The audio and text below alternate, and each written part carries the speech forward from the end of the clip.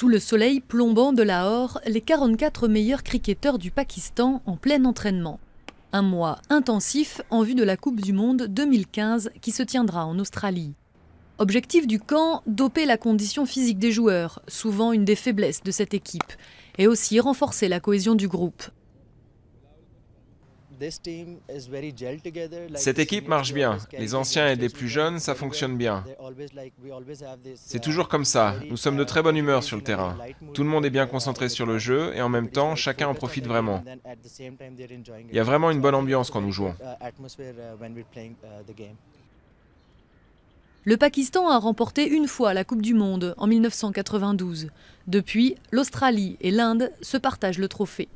Mais les Verts, comme on les surnomme, n'ont pas dit leur dernier mot. L'équipe, très jeune et très motivée, a vu débarquer quelques talents comme Mohammad Irfan, 2,16 m, le plus grand lanceur de la planète. Les yeux pakistanais seront notamment tournés vers lui au printemps prochain.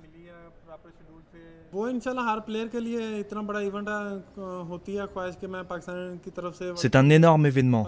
C'est le rêve de chaque joueur d'aller à la Coupe du Monde. Je vais faire de mon mieux pour être sélectionné pour cette coupe. Si je suis en forme, je ferai tout pour que le Pakistan gagne la coupe.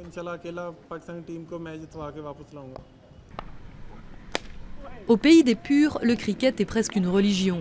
L'équipe nationale est soutenue par un pays tout entier, même si, de la vie générale, elle est l'une des plus imprévisibles du monde, capable du meilleur comme du pire. Les meilleures équipes à ce jour sont l'Angleterre, l'Afrique du Sud et l'Australie. Mais ces équipes ont aussi peur du Pakistan. En fait, le problème principal de notre équipe, c'est l'organisation. L'organisation des batteurs et des lanceurs. Et vraiment, l'organisation devrait être à la hauteur du niveau de l'équipe.